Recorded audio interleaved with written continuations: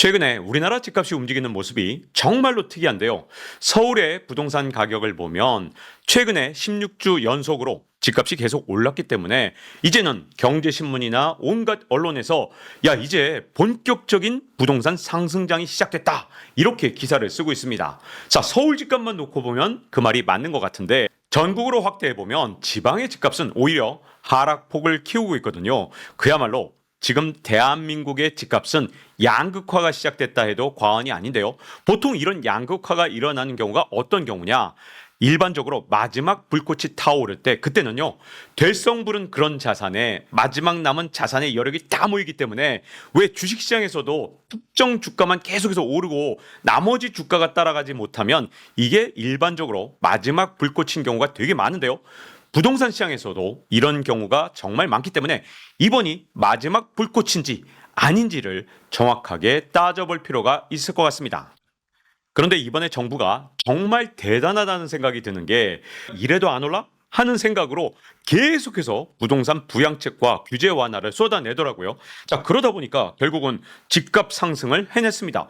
이게 원하던 바였다면 정말 엄청나게 유능한 것 같아요. 결국은 집값이 오르기 시작했는데 전국 평균으로도 7개월 만에 상승 전환이 됐습니다.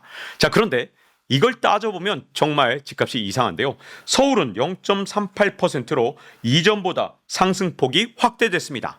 그런데 지방의 경우에는 마이너스 0.1%인데 오히려 하락폭이 더 커진 겁니다. 그러니까 서울 집값하고 지방 집값이 완전히 따로 놀고 있는 현상이 현재 한국 부동산 시장에서 아주 특징적으로 나타나고 있는 그런 현상입니다. 그동안 정부가 얼마나 집값을 띄우기 위해서 노력해왔냐. 이걸 시사인에서 정리를 했더라고요. 근데 이게 너무너무 길어서 제가 한 장은 뺐습니다. 그럼에도 불구하고 굉장히 깁니다. 총 2장인데 자, 이 도표를 보시면 분양권 전매 제한 이것도 크게 완화했습니다. 그리고 실거주 의무 여기는 폐지라고 되어 있는데 사실 이게 국회를 거치면서 3년 유예로 결정이 났습니다. 여기다가 중도금 대출 제한도 다 폐지했고 1주택 청약 당첨자 기존 주택 처분 의무도 폐지를 했습니다. 근데 이게 다가 아니에요. 여기에다가 심지어 주택담보대출 제한도 다 풀었는데 다주택자도 얼마든지 돈을 빌려서 집을 살 수 있도록 온갖 규제를 폐지했고 그리고 아주 비싼 아파트도 얼마든지 구입할 수 있도록 이렇게 온갖 규제가 폐지가 됐습니다. 자, 뿐만 아니라 부동산 세금 다주택자 중과도 다 완화되거나 아니면 폐지되거나 그런 규정들이 정말 많았고요. 규제 지역도 대부분 풀어졌습니다. 제가 한 페이지를 뺐는데도 이렇게 많습니다. 이렇게 많은 정책들을 그동안 정부에서 아주 열심히 일했습니다. 다른 분야도 이렇게 열심히 일했으면 대한민국이 이거보다 좀 더 산업 경쟁력이 높아지거나 아니면 인프라가 좀 더 확충이 되거나 아니면 대한민국 교육이 왕창 발전하거나 그러지 않았을까요? 부동산에 기울였던 이 정성만큼 좀 다른 분야도 좀 정성을 들여줬으면 하는 생각이 좀 드는데 어쨌든 부동산에는 정말 진심이었던 것 같습니다. 어느 정도로 부동산의 진심이냐? 자, 인구 국가 비상사태라면서 정부에서 막 뭔가 비상사태가 난 것처럼 발표를 했는데 자, 맨 뒷줄에 보면 부동산 부양책이 숨어 있었죠. 뭐냐? 바로 저출생 비상대책이라면서 집값 부양을 했는데 최저 연 1%대 신생아 특례 대출을 해준 겁니다. 소득 기준으로 2억 5천만 원까지 기준을 상당히 완화했기 때문에 이 대출의 대상자를 왕창 늘려놓은 겁니다. 정부가 이 신생아 특례 대출을 이 시점에 내놓은 거 사실은 정부에서 경험이 있었죠. 특례 보금자리 대출로 굉장히 재미를 봤었습니다. 자, 2023년에 집값 하락세가 진짜 완연했었거든요. 근데 특례 보금자리 대출로 수십조 원을 시장에 푸니까 지난해 상반기 전체 부동산 거래의 30%가 특례 보금자리 대출로 일어났습니다. 이것 덕분에 떨어지던 집값이 갑자기 반등세로 돌아섰거든요. 자, 이걸 보고 아마도 신생아 특례 대출을 만든 것 같은데 이번에는 고금리 시대에 연 최저 1%까지 금리를 크게 낮췄기 때문에 그야말로 부동산을 부양하는 확실한 그런 정책이 됐다고 보여집니다. 근데 이게 저만 갖고 있는 시각이 아니라 많은 부동산 전문가들 그리고 언론이 야, 이거 국가 비상사태라면서 신생아 특례 대출로 집값을 결국 부양한 게 아니냐 이렇게 비판을 하니까 정부가 뭐라고 변명을 했느냐. 자, 이게 9억 한도로 대출을 해줬기 때문에 9억 이상의 집값이 오르는 건 우리 잘못이 아니다 이렇게 변명을 했습니다. 근데 여러분 이거 말이 안 되는 거 잘 아시죠? 부동산은 마치 당구공 튕기는 것처럼 툭툭툭 튕기는 거거든요. 자, 제가 만약에 8억짜리 집을 갖고 있는데 이걸 팔고 싶은데 잘 안 팔려요. 근데 누군가가 신생아 특례 대출을 받고 제 집을 8억에 사준 겁니다. 그러면 이 매각 대금에다가 제 돈 한 3억을 붙여서 11억짜리 집을 삽니다. 자, 이렇게 제가 11억짜리 집을 사주면 이 11억짜리 집을 판 사람은 여기다가 자기 돈을 좀 더 붙여서 15억짜리 집을 사는 겁니다. 자, 이런 식으로 연쇄 반응이 일어나는 게 부동산 거래의 특징이기 때문에 신생아 특례 대출이 9억 한도를 정했기 때문에 9억 이상의 집값이 오른 건 우리 정부의 잘못이 아니다라고 답변을 하는 건, 야, 이거는 부동산에 대해서 정말 모르는 거냐 아니면 모르는 척을 하는 거냐 궁금함이 되거든요. 근데 이분이 고위 관료란 말이에요. 이 담당하는 고위 관료. 근데 그런 분이 이걸 모르고 있다면 제가 보기엔 이거 심각한 거고요. 알면서 했다면 거짓말을 한 셈이니까 이게 참 걱정스러운 일이더라고요. 거짓말쟁이 관료도 싫고 그렇다고 모르는 관료도 싫은데 어느 쪽이 낫다고 보시나요? 참 궁금하거든요. 그런데 부동산 가격을 올리는데 정부와 여당만 노력한 게 아니죠. 야당도 합심해서 도왔습니다. 왜? 야당이 압승을 한 순간 부동산 시장이 바짝 긴장을 했습니다. 야당이 압승을 한 순간 뭔가 부동산에 대해서 강력한 규제 정책을 내놓을 수도 있겠구나. 특히 입법을 통해서 만드는 규제는 이제 야당이 주도해서 만들 수도 있다. 이런 긴장감이 부동산 시장에 있었거든요. 그런데 야당의 내로라는 이런 대표 주자들이 갑자기 종부세 완화 발언을 하니까 부동산 시장에서 야당에서 집값을 잡을 생각이 없구나라고 아주 확신하게 된 겁니다. 그래서 그러지 않아도 정부 때문에 집값 상승이 시작됐는데 야당이 여기다가 불을 더 질러서 더 치솟아 오르게 만든 거죠. 물론 야당은 지금 현재 이 종부세 완화 발언을 다시 수면 아래로 끌어내린 것 같습니다. 하지만 이미 시장의 심리는 여야가 합심해서 부동산 가격을 올리는데 진심이구나라고, 이게 뭐 착각이라 하더라도 일단 시장은 이제는 확신하게 됐기 때문에 이게 진짜 위험한 거거든요. 이미 시장은 더 이상 정부와 여당, 야당이 누구도 집값을 잡을 생각이 없다고 믿게 됐습니다. 거기다가 아니 이거 진짜 이렇게 공조가 잘 될 수가 없어요.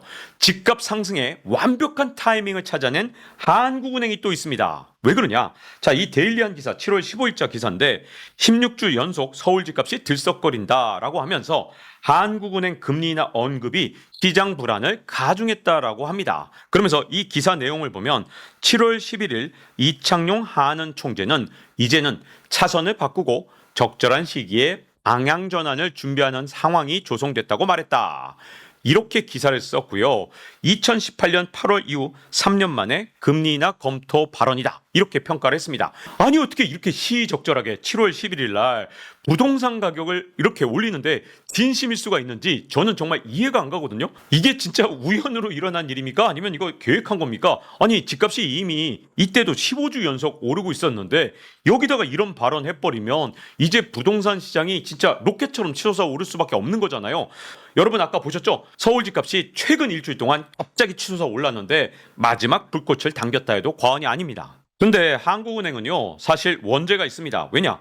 남들이 다 금리 인상을 할 때 우리나라는 제때 금리 인상을 하지 않았죠. 그래서 우리나라 환율이 이젠 어떻게 됐죠? 1달러에 1380원을 왔다 갔다 합니다. 여러분 1080원 했던 거 기억나십니까? 이제 1380원이 이게 정상 환율인가 할 정도로 이제는 1300원대 환율이 익숙해졌습니다. 그런데 이 환율도 사실은 한국은행에서 외환 보유액을 계속 헐어 쓰면서 달러를 시장에 뿌려대면서 간신히 지킨 거죠. 만약에 외환 보유액을 이렇게 계속해서 쏟아내지 않았다면 환율은 예전에 1,400원을 넘어섰을 겁니다. 근데 이 1380원이라는 환율 자체도 우리 국민들한테 너무나 고통스러운 환율이거든요. 다른 나라는 아주 가파르게 물가 상승률이 내려가고 있는데 우리나라는 사실 많이 안 올랐다가 지금 지지부진하게 내려가고 있는 그런 상황이거든요. 그러면 이런 한국은행의 금리 선택이 어떤 결과를 가져왔느냐? 소득을 올리는 사람, 열심히 일해서 근로소득을 만들어내고 이런 사람들보다 자산을 갖고 있는 사람들이 더 유리하도록 시장 환경을 조성한 셈이 됐습니다. 왜 그러냐? 화환율이 1380원까지 오르니까 당연히 물가가 튀겠죠. 그런데 임금이 물가를 따라서 같이 오르면 문제가 없지만 물가는 튀었는데 임금이 오르지 않으니까 어떤 현상이 일어났느냐? 실질 근로소득이 감소하는 현상이 일어났습니다. 그것도 3.9%나 감소했습니다. 자, 이렇게 근로소득이 감소하면 이분들이 돈을 쓸 수가 없잖아요. 여러분, 월급이 3.9%가 줄었다. 이건 정말 가계에 큰 타격을 줄 수밖에 없죠. 소득이 물가를 따라가지 못하니까 이런 현상이 일어난 겁니다. 그래서 이 한겨레 기사 제목을 보면 물가는 치솟는데 상여금도 줄고 그래서 가구의 실질소득이 7년 만에 최대폭으로 감소했다. 이런 기사가 있죠. 자, 그래서 근로소득만 준 게 아니라 전체 실질 가계소득으로 봐도 이렇게 마이너스 1.6%가 됐습니다. 자, 근로소득이 줄어들면 자영업자분들도 같이 어려워집니다. 가끔 자영업자분들이 댓글을 달 때 아니 금리 올리면 이자 부담 때문에 내가 살기가 너무 힘든데 어떻게 금리를 올렸어야 한다고 말을 하느냐 이렇게 말씀하시는 분들이 있는데 자, 한국은행이 금리를 제때 올리지 않아서 어떤 문제가 생겼느냐? 자, 근로소득이 이렇게 3.9%나 감소하면 사람들이 허리띠를 졸라맬 수밖에 없거든요. 자, 그러다 보니까 내수 시장이 완전히 쪼그라든 겁니다. 그래서 자영업자들의 매출이 줄어들고 최근에 자영업자분들이 정말 장사하기 힘들잖아요. 자, 그러니까 자영업자분들은 물론 이자 부담도 굉장히 중요하지만 당장 장사가 잘 되는 게 더 중요할 텐데 문제는 근로소득자들의 소득이 이렇게 줄어드는데 누가 도대체 이 대한민국에서 소비를 할 수 있느냐 이런 문제가 생기는 거죠. 이렇게 실질 근로소득이 줄어들게 되면 내수시장은 쪼그라듭니다. 자, 이렇게 실물 경제는 분명히 안 좋은데 정말 이상한 점은 실물 경제랑 이제 부동산 가격이 완전히 따로 논다는 겁니다. 그야말로 우리의 소득은 줄었는데 집값만 급등하는 현상이 일어난 거죠. 이 과정에서 그동안 열심히 모았던 외환보유액을 그냥 진짜 펑펑 쓰고 있어요. 아니 그동안 우리가 수출 열심히 해서 진짜 어렵게 외환보유액을 쌓아놨는데 이걸 환율 방어한다면서 진짜 몇 달 만에 그냥 펑펑 몇백억 달러씩 쓰는 현상이 지금 현재 일어나고 있죠. 그럼에도 불구하고 환율 방어에 사실상 실패해서 지금 환율이 1380원까지 가는 바람에 물가는 잡히지 않는 현상이 계속되고 있는 겁니다. 이 과정에서 한국은행의 금리 선택은 결국 소득으로 먹고 사는 사람 대비 자산을 많이 갖고 있는 사람한테 이렇게 부의 이전을 해준 셈이 된 겁니다. 물론 이게 뭐 또 잘못된 거냐? 원래 자산 갖고 있는 사람이 좀 더 부자 되면 안 되는 거냐? 이렇게 말씀하시는 분도 계시겠지만 대한민국 경제가 계속해서 지속적으로 성장을 하려면 부동산 가격이 오르는 것만으로는 안 되거든요.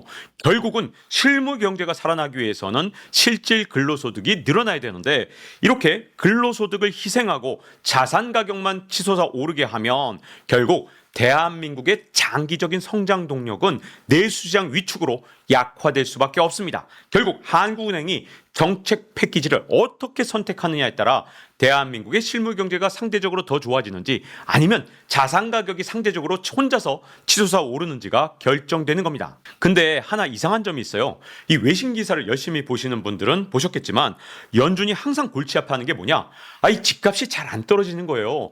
그래서 물가 지표가 항상 높게 나와서 연준이 금리 인하를 못하고 있다 이런 기사를 계속 보셨죠?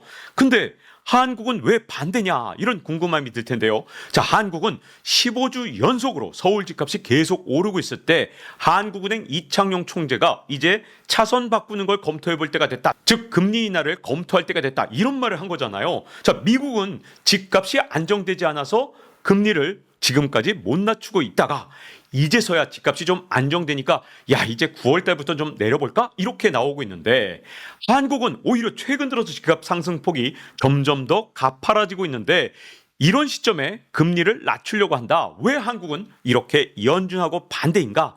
여기에는 이유가 있습니다. 왜냐? 우리나라에서 물가를 산정할 때 부동산 비중이 얼마나 되느냐 여기에 비밀이 있거든요. 한국은 집값을 물가에 넣지 않습니다. 그래서 전월세만 넣는데 그러다 보니까 9.8%만 물가에 반영됩니다. 한국의 이상한 물가 통계인 거죠. 자, 그런데 미국은 어떠냐? 미국은 월세도 당연히 넣고요. 집값을 좀 특이한 방법인데 어쨌든 환산을 해서 집값을 반영합니다. 그래서 전체적으로 물가에서 부동산 가격이 영향을 미치는 게 무려 32%나 됩니다. 그러니까 집값이 오르고 있을 때는 금리 인하를 하겠다는 소리를 못 하는 거죠. 근데 한국은 통계 지표 자체를 이따위로 만들어 놨으니까 집값이 아무리 오르고 있어도 한국은행 총재가 이제 차선 변경 좀 해볼게요 이런 말을 할 수 있는 겁니다. 자, 이게 우리나라가 얼마나 특이한 거냐. 영국 같은 경우는 26%를 물가에 반영하는데 대한민국은 아주 특이하게도 집값을 전혀 물가에 반영하지 않고 오직 전월세만 반영하고 있습니다. 그동안 우리나라의 집값은요, 정부와 여야, 한국은행이 합심해서 함께 올렸다 해도 과언이 아닌데요. 물론 이게 계획한 게 아닐 수도 있는데 그야말로 계획한 것처럼 딱 시기가 맞아 떨어진 겁니다. 이제 한번 고비가 풀린 상태에서 서울 집값은 이제 조금 더 갈 수밖에 없는 상황이 됐습니다. 왜냐? 이 상승 속도가 가파라지면 이제 포모, 즉 Fear of Missing Out, 집값 상승에서 또 나만 소외될 것이다. 이런 공포감에 빠진 사람들이 이제 부동산 시장에 들어올 수밖에 없는 상황이 됐거든요. 그래서 서울의 집값 상승은 결국 수도권 전체의 집값 상승으로 점점 더 확산될 가능성이 큽니다. 그런데 늘 그랬듯이 먼저 서울부터 집값이 상승하고 그 다음에 지방으로 확산되는 현상이 이번에도 나타날 것이냐? 결론적으로 말씀드리면 이번에는 그런 현상이 나타날 가능성이 굉장히 낮습니다. 왜 그러냐? 2020년을 경계로 해서 수도권과 비수도권의 인구가 역전됐습니다. 1970년만 해도 수도권 인구는 910만 명 정도밖에 되지 않았고 비수도권 인구가 2,300만이었습니다. 그런데 이 인구가 2020년에 역전이 된 겁니다. 그리고 앞으로 시간이 가면서 격차가 더 커지는데요. 특히 수도권 인구가 잠깐은 반짝 계속해서 유지되는 이런 현상이 유지된 상태에서 비수도권 인구는 급격하게 감소를 시작하거든요. 그래서 이번에는 수도권의 집값이 올랐다고 해서 비수도권까지 같이 올라가는 현상이 일어날 가능성보다는 그렇지 못할 가능성이 좀 더 높습니다. 그런데 우리나라의 수도권 집중 현상은 정말 해도 너무 심하거든요. 자, 지금 수도권의 국토 면적은 12%에 불과합니다. 근데 수도권의 인구는 51%에 이릅니다. 2022년에 이미 50.5%를 기록했거든요. 근데 이게 점점 더 늘어나고 있죠. 더군다나 경제력은 무려 80%가 수도권에 집중돼 있습니다. 100대 기업의 경우에는 84%가 수도권에 몰려 있으니까 이 100대 기업에 취업을 하려면 서울로 올 수밖에 없는 게 현재 대한민국 청년들의 상황입니다. 자, 이렇게 인구가 계속해서 서울로 몰려들다 보니까 그동안의 정부의 정책 조합은 서울 집값만 올린 셈이 됐습니다. 그렇게 부동산 가격을 올리려고 노력을 했는데 대한민국 전체 집값을 올린 것도 아니고요. 고작 서울하고 수도권 지역의 집값을 올리는데 이 효과가 그쳤거든요. 근데 이렇게 서울 집중이 계속되고 서울 집값만 올라가는 현상, 이게 과연 지속이 가능하냐? 이게 또 문제인데요. 지금 현재 서울 집중 현상은 대한민국의 출생률을 점점 더 악화시키는 아주 주요한 원인이 되고 있습니다. 자, 저출생의 원인은 인구 밀도다. 이런 KBS 기사 제목이 있죠. 그래서 수도권 집중을 해결해야 된다. 이렇게 부제가 달려 있는데 이와 관련해서 한국은행의 팀장님의 말씀이 있더라고요. 수도권으로 청년층이 굉장히 집중되고 있기 때문에 인구 밀도가 많이 높아지고 그만큼 이 경쟁 압력이 심화되고 있습니다. 그래서 청년들이 결혼과 출산을 미루게 되고 있습니다. 이렇게 말씀을 하셨더라고요. 이 말이 정말 맞다고 봅니다. 인구 밀도가 높으면 출산율이 떨어진다는 건 전 세계 여러 연구진들이 다양한 연구를 통해서 이미 많은 방식으로 증명을 한 바가 있습니다. 실제로 우리나라의 합계 출산율을 보면 정확하게 그 현상을 확인할 수 있는데요. 자, 여기서 보시면 전국 평균 0.7이었을 때 서울의 합계 출산율은 0.55로 대한민국에서 최저치를 기록했습니다. 그리고 두 번째가 어디였느냐? 바로 부산이었는데 0.66입니다. 한마디로 서울하고 부산의 출산율이 가장 낮다는 건데요. 자, 그 다음이 인천, 대구 이런 순서로 나가죠. 인구가 모여서 진짜 아주 복잡되면서 살수록 점점 더 출산율이 떨어지는 게 전 세계 공통인데 대한민국 이 지표만 봐도 이게 확연하게 드러납니다. 근데 문제는 뭐냐? 지금 대한민국에서는 전국 각지에서 태어난 청년들을 모두 다 서울이 빨아들이고 이 청년들이 서울로 오면 더 이상 아이를 낳지 않고 결혼도 포기하는 그런 세대가 되는 경우가 너무나도 많다는 겁니다. 그래서 서울의 출산율이 이렇게 0.55까지 떨어진 거고, 서울로 집중하는 현상이 계속된다면 대한민국의 합계 출산율은 더욱더 급전직하로 떨어질 수밖에 없습니다. 자, 그러면 서울의 집값은 도대체 언제까지 오를 수 있을까요? 자, 지금 정부는 부동산 가격에 진심이죠. 자, 이래도 안 올라?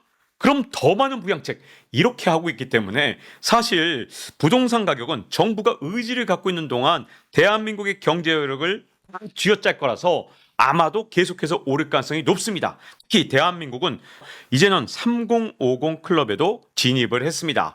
3050 클럽이라는 건 인구가 5천만이 넘으면서 1인당 국민소득이 3만 달러가 넘는 나라거든요. 이런 나라가 전 세계 몇 나라가 없습니다.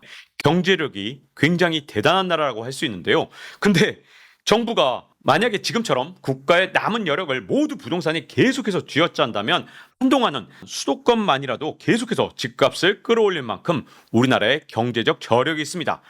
물론 이해는 안 가요. 대한민국의 마지막 남아있는 여력을 부동산에 쏠리게 하는 게 도대체 대한민국의 미래에 어떤 도움이 되는지 저는 정말 이해가 가지 않습니다. 이제 대한민국의 성장 동력은 거의 꺼져가고 있습니다. 왜냐하면 앞으로 인구가 급격하게 줄어들면 이제 성장률은 아주 빠른 속도로 떨어질 수밖에 없는데, 이 마지막 남아있는 경제적 여력을 왜 부동산에 쏟아넣는지 이해가 안 가거든요. 부동산을 만약에 수출할 수 있다, 그래서 수출 경쟁력이 있다면 이해가 갑니다. 근데 우리나라 대한민국 부동산 수출할 수는 없잖아요. 그리고 남의 나라 사람이 와서 우리나라 부동산 사는 거, 이거 결코 좋게 볼 수만은 없지 않습니까? 대한민국처럼 이제 경제 활력이 점점 약화되는 그런 나라라면 혁신과 그리고 청년들의 미래를 위해서 투자를 해야 될 것 같은데, 근데 이미 순자산의 86%가 부동산인 나라입니다. 대한민국은요, 전 세계에서 순자산 대비 부동산 비중이 세계 최고입니다. 진짜 가장 높아요. 중국도 70%밖에 되지 않거든요. 그런데 중국보다 훨씬 높은 나라가 바로 대한민국입니다. 근데 여기서 더 부동산으로 쏠림 현상을 만들어낸다, 그러면 이거 90%도 가는 거 아닌가, 이런 생각이 드는데, 그러면 대한민국의 실물 경제는 과연 어떻게 될 것이냐, 이런 걱정이 들 수밖에 없거든요. 왜냐? 더 많은 사람들이 빚을 지고 부동산을 사게 되면 이 빚을 갚느라 다른 소비는 줄일 수밖에 없습니다. 자, 그나마 소비를 하던 사람들이 이제 부동산이라는 멍에를 짊어지게 되면 이때부터는 빚 갚는 거 외에 다른 짓은 못 하거든요. 그러면 대한민국의 소비시장, 그러지 않아도 위축됐는데 더욱더 빠른 속도로 위축되면서 성장 동력은 더 가파르게 약화될 수밖에 없습니다. 더군다나 2024년부터 2차 베이비 부머가 은퇴합니다. 2차 베이비 부머는 제가 한번 지식한방에서 소개해드린 바가 있지만 우리나라에서 가장 큰 인구 집단이거든요. 거의 1,000만 명 가까이 됩니다. 대한민국 인구의 거의 20%를 차지하는 게 2차 베이비 부머입니다.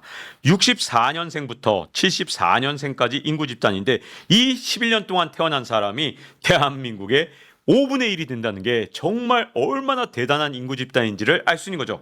근데 이 인구 집단이 은퇴를 시작했다는 거, 그래서 60살이 넘기 시작했다는 게 이제 앞으로 우리나라 경제에 큰 부담이 될 수밖에 없거든요. 왜냐? 1차 베이비붐 세대, 이분들이 은퇴했을 때는 2차 베이비붐 세대가 이렇게 시장을 떠받칠 수 있었습니다.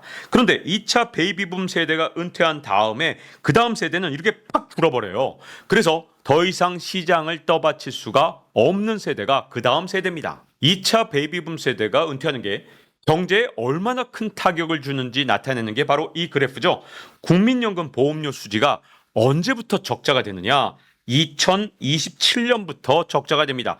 다시 말하면 보험료 수입이 연금 지급액보다 낮아지는 게 2027년이거든요. 여러분, 시간이 3년밖에 남지 않았습니다. 2027년이 되면 대한민국의 경제 환경이 완전히 바뀝니다. 이제 대한민국의 중심이 은퇴자로 바뀐다는 뜻이고 대한민국의 경제 활력이 완전히 약화된다는 뜻이에요. 거기다가 그동안 수도권 집값을 계속해서 올려왔던 가장 강력한 동력이 바로 서울의 가구 수가 계속해서 늘어난 건데요. 서울의 인구는 줄어들었는데 가구 수가 1인 가구 때문에 늘어났습니다. 특히 전국에서 몰려든 청년들이 1인 가구로 서울에 살아가는 경우가 정말 많았기 때문에 이 청년들을 위한 집들이 끊임없이 필요했거든요. 근데 2029년이 되면 서울의 가구 수마저 줄어듭니다. 그러니까 2027년부터 29년 사이에 대한민국의 경제 체질이 완전히 바뀌는 시기가 온다는 뜻입니다. 그래서 대한민국의 경제 구조를 한번 정리해 보면 국내 요인만 봤을 때 2027년까지는 정부가 계속해서 부양책을 한 장 받고 한 장 더 이런 식으로 쏟아내면 억지로 상승을 시킬 수가 있을 것 같습니다. 왜? 대한민국의 경제 구조가 완전히 무너지지는 않기 때문이죠. 근데 이 속도로 계속 부동산 부양책만 쓰고 다른 경제 분야의 모든 분야가 활력을 잃게 되면 27년 이후에 대한민국의 부동산 시장을 도대체 누가 지키겠느냐 하는 문제가 생기죠. 아니 소득 자체가 다 무너지는데 부동산 가격만 따로 노는 게 한 1, 2년은 가능하지만 이게 3, 4년 계속 가능하기는 정말로 어려울 수밖에 없습니다. 지금은 실물하고 부동산이 완전히 따로 놀지만 실물이 지금처럼 계속 망가져가는 걸 정부와 한국은행이 아무런 대책 없이 지금처럼 방치한다면 아마도 실물 경제가 부메랑처럼 자산 시장을 2027년경에 타격을 할 수밖에 없을 겁니다. 그런데 이건 어디까지나 국내 요인만 봤을 때 그렇다는 거고요. 만약에 2025년에 정부나 한국은행의 예상대로 미국의 금리가 내려가는 게 아니라 오히려 올라가거나 아니면 지금의 수준에서 유지가 된다면 정부의 지금까지 모든 부동산 부양책이 자칫 대한민국 경제를 위협하는 독이 될 수가 있거든요. 왜 그러냐? 트럼프 전 대통령이 최근에 암살 미수 사건을 겪으면서 대통령에 당선될 가능성이 너무나도 높아졌습니다. 그런데 트럼프 전 대통령이 만약에 대통령이 된다면 트럼프 전 대통령의 모든 정책 패키지가 금리를 더 끌어올리는 쪽으로 갈 수밖에 없습니다. 그러다 보면 미국의 시장 금리가 더 올라가거나 최소한 지금 수준에서 유지될 가능성이 굉장히 높습니다. 근데 여기에 대해서는 미국의 연준이 금리를 인하할 거 아닙니까? 그러면 문제가 없는 거 아닐까요? 이렇게 생각하시는 분들이 계실 텐데 미국의 기준금리가 낮아지더라도 시장금리가 반드시 낮아지는 건 절대 아닙니다. 만약에 미국의 물가가 다시 튀어오르거나 아니면 국채 발행량이 계속해서 늘어난다면 시장금리가 튀어오를 수 있는 여지는 여전히 남아 있습니다. 이 때문에 내년에 미국의 시장금리가 무조건 내려갈 것이다 이렇게 판단하고 시장을 전망했다가는 자칫 아주 어려운 상황에 처할 수도 있습니다. 그래서 이렇게 부동산에 올인한 경우에 우리나라한테는 두 가지 선택지가 있는 거죠. 마지막까지 부동산을 끌어올리려고 진짜 모든 정책을 다 쏟아붓고 그러다가 무너지면 경착륙을 할 가능성이 점점 더 높아집니다. 근데 많은 정치인이나 아니면 고위 관료들이 만약에 내 임기만 아니면 되지 뭐 이렇게 생각을 한다면 우리나라 자산시장은 정말 한계까지 솟아오르다가 결국 경착륙을 할 가능성이 점점 더 커지게 될 겁니다. 그런데 아직은 기회가 있는 것 같아요. 지금이라도 조금만 생각을 바꿔서 서서히 안정시키겠다는 생각을 한다면 연착륙은 얼마든지 아직까지는 가능하다고 생각합니다. 그리고 이렇게 연착륙을 시키게 되면 덤으로 지금 현재 대한민국 인구 소멸 속도를 조금이라도 늦출 수 있는 가능성이 생기게 될 겁니다. 근데 가장 답답한 거는요. 정부가 시장의 예측 가능성을 높이는 쪽으로 그렇게 정책을 투명하게 집행하고 그리고 경제 주체들이 얼마든지 대응을 할 수 있도록 계속해서 기회를 만들어줘야 되는데 이렇게 폭탄처럼 부동산 부양책을 특히 서울 집값만 이렇게 끌어올리는 이런 부양책을 계속해서 쓰게 되면 결국 시장의 예측 가능성은 떨어질 수밖에 없고요. 이 과정에서 경제 주체의 혼란은 더욱 커질 수밖에 없습니다. 지금 부동산을 사야 되는지 말아야 되는지 그야말로 많은 사람이 혼란에 빠질 수밖에 없는데 만약에 정부가 이렇게 무리하게 부양책을 쓰지 않았다면 아마도 시장의 예측 가능성이 높아질 수 있었겠지만 이제 시장의 예측 가능성은 완전히 떨어졌다 해도 과언이 아닙니다. 이제 박종훈의 지식한방 마칠 시간이 됐고요. 다음 시간에 뵙겠습니다.